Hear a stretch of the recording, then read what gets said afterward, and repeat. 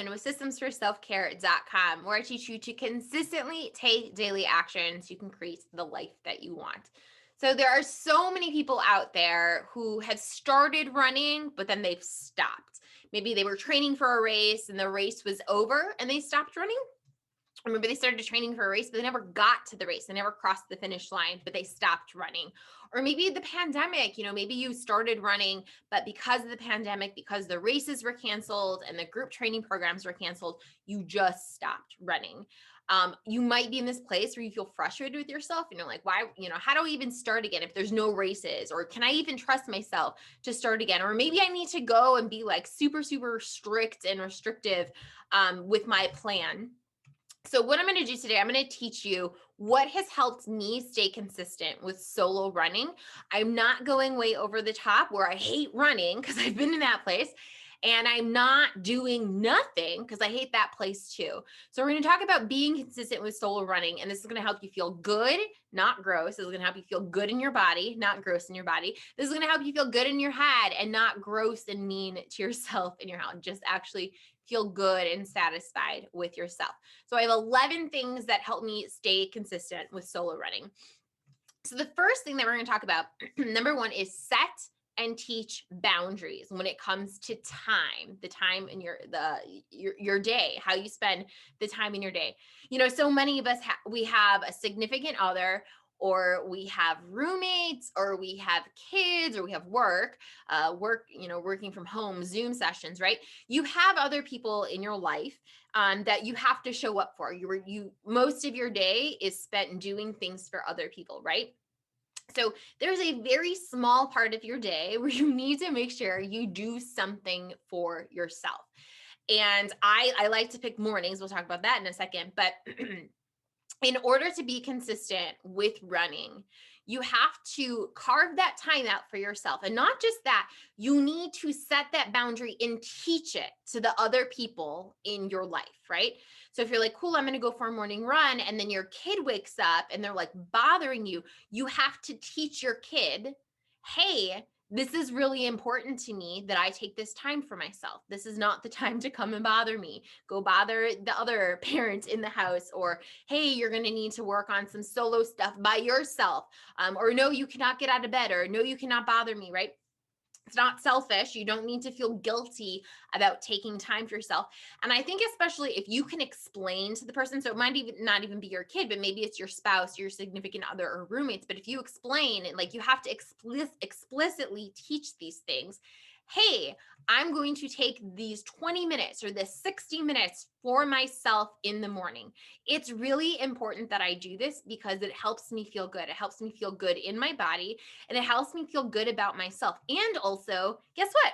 I am less irritable later on in the day, and I'm less resentful, and I'm less likely to get angry or start a fight if I have taken time for myself. And I think if you teach that, you explicitly teach that, like you set those boundaries and you explain to the people in your life why this is important to you. That's the first thing. And then the second thing is you have to enforce those boundaries. So it doesn't just work like you teach them once and they're like, oh, okay, I got it. Like you have to enforce those boundaries. So when they try to take that time back from you and they're like, hey, mom, or like, hey, roommate, or whatever, can you come do this? You're like, actually, no, I have to go do this thing because it's really important to me. This is something that when I was a kindergarten teacher, I really struggled with this. I thought like, oh, I need to like put out fires constantly with kindergartners. And then what happens is you never get time to actually teach. So you have to like teach kindergartners. If I'm going to do a guided reading group, I have to teach kindergartners, you cannot come up to me during guided reading time unless a bone is broken, but you cannot come up to me. This time here is really important so that I can help kids. And you have to teach those boundaries to 5-year-olds, and you enforce those boundaries. You reinforce those boundaries over and over and over again until they get it. And you still have to keep enforcing them. We have to do that for ourselves, for that time for ourselves in the morning.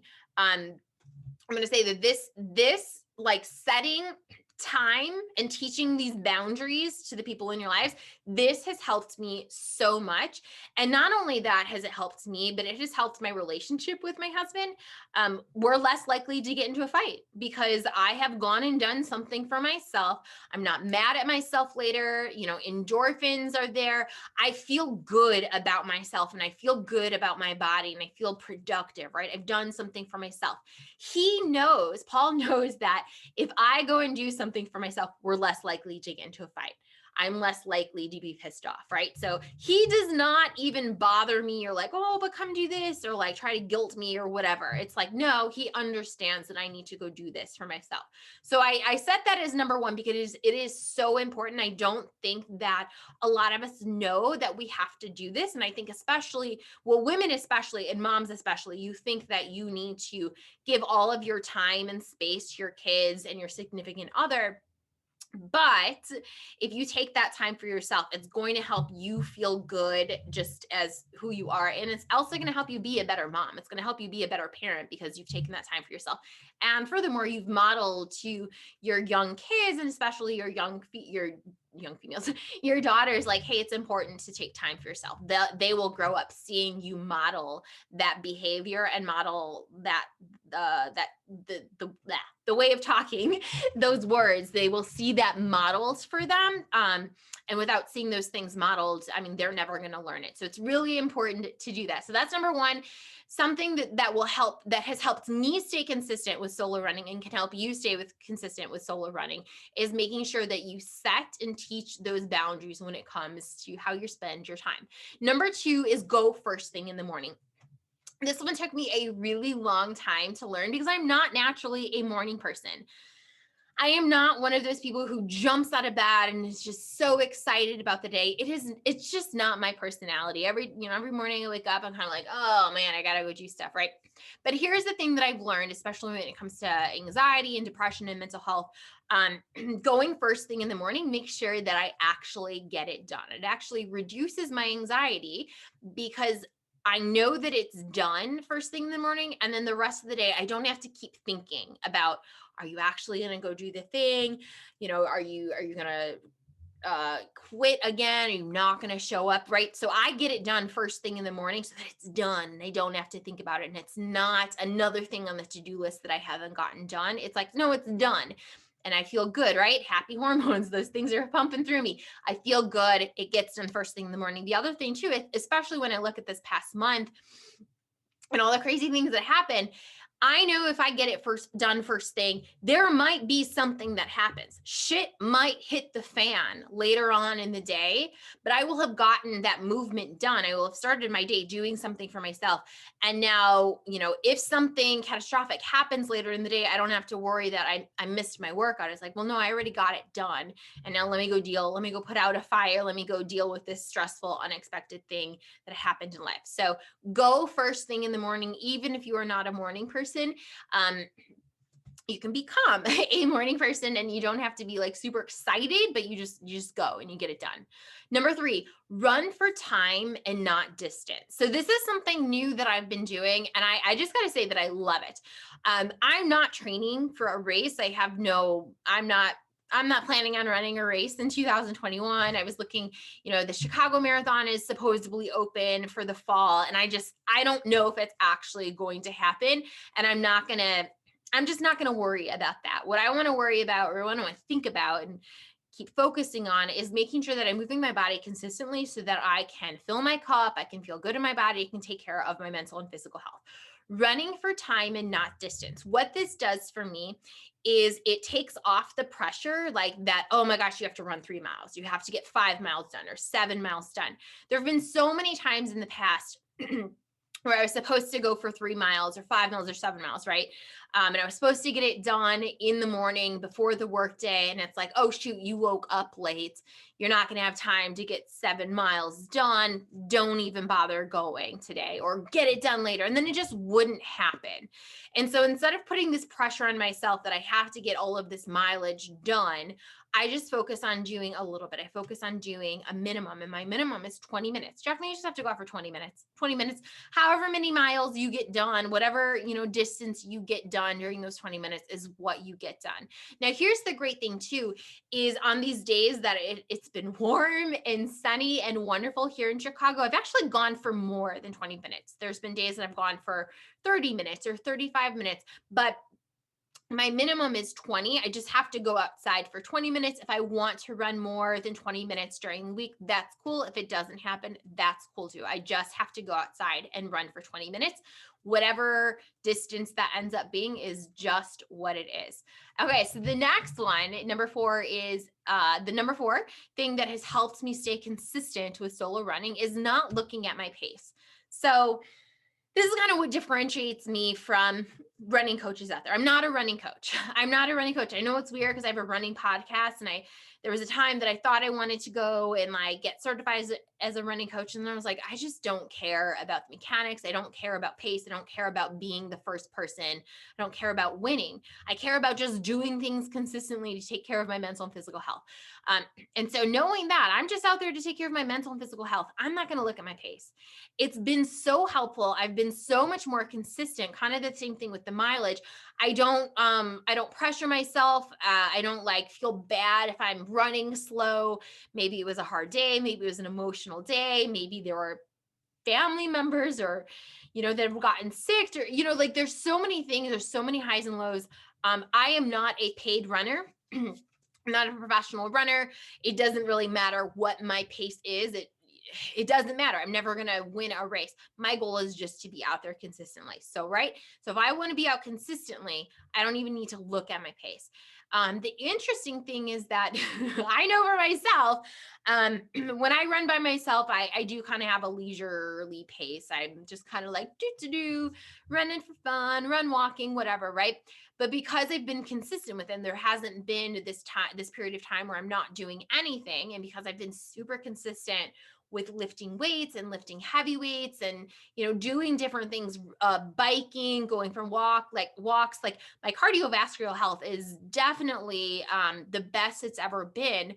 When I went and ran with a running group, I was actually able to keep up at a pretty decent pace, right?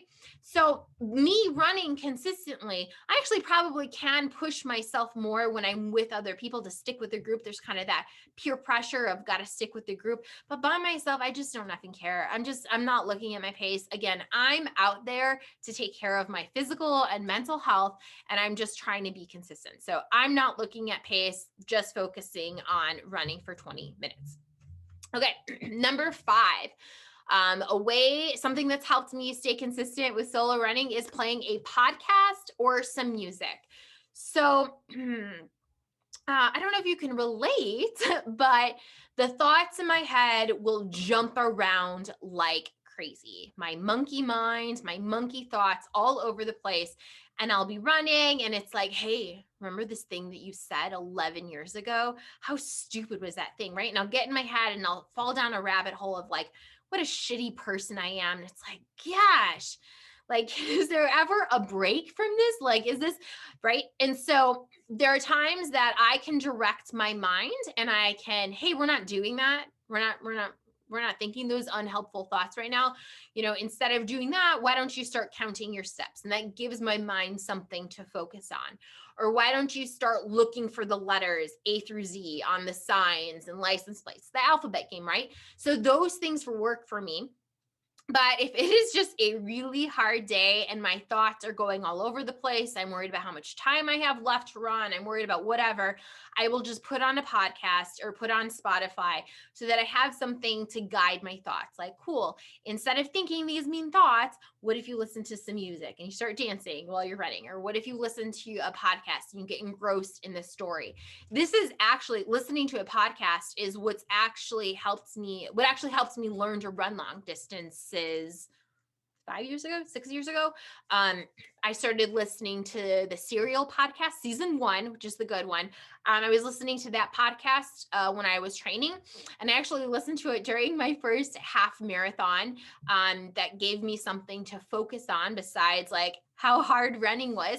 I also really love listening to Planet Money and The Indicator from Planet Money. Lately, I've been listening to A Little Culty, which is about the Nexium cult. It's really interesting. I really like listening to This American Life. There's like over 600 episodes of This American Life to listen to. I also really like listening to Spotify. So you can go, I have a link in the show notes. You can go and find my Spotify playlist. It's called Jameson 2020.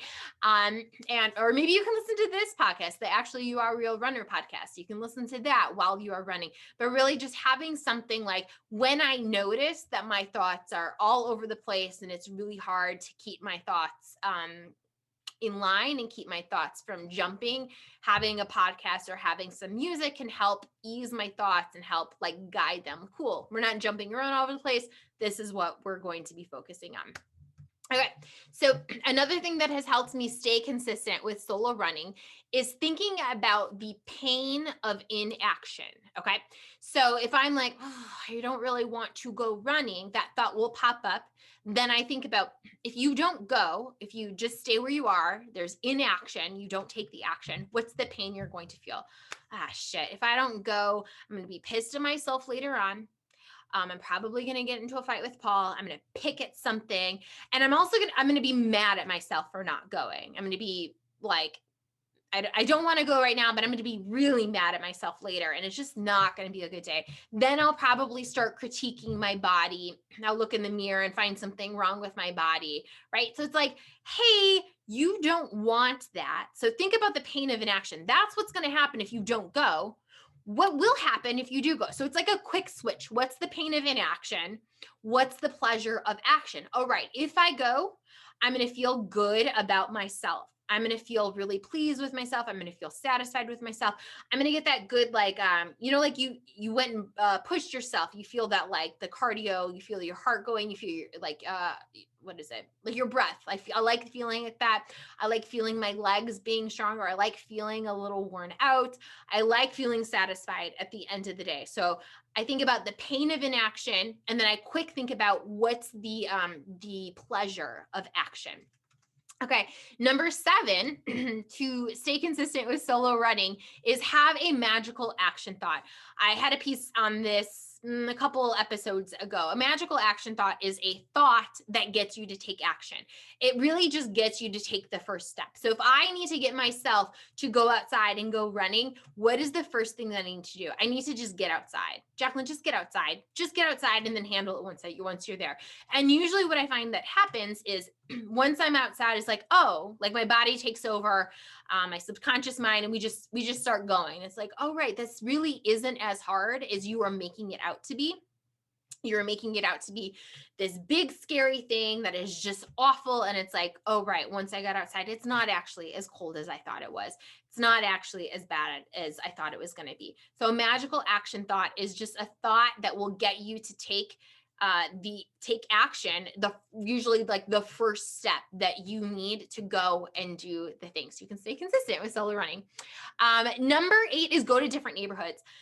Now, we don't really live in a cool area in Chicago. We're kind of on the edge of the city. I've lived in much cooler areas, like places to explore. But I will say that even in this neighborhood, I found really cool things to see. And I think this is really important when it comes to our mental health. Keeps your brain, synapses, keeps you guessing. Just there's some novelty, which we're lacking a lot of because we're sitting in our homes in front of a screen. There's not a lot of novelty. So getting outside and going different ways, there's some novelty. It's like, oh, I was not expecting to see that. That's pretty cool. It was so random. I went for a run the other day and I was on my street and there's just like a duck walking in the middle of the street. It was like, what are you doing here, duck? Like, I don't understand why you are here. That was just something funny. So I got to see something cool in my neighborhood. And I don't usually go down that street.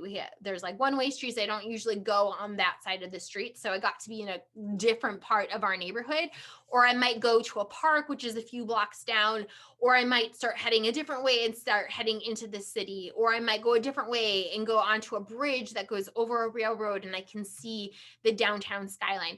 But really just getting to different parts of our neighborhood or getting to different neighborhoods, there's just some novelty, just something different for me to see, something different for me to think about, something different for me to interact with.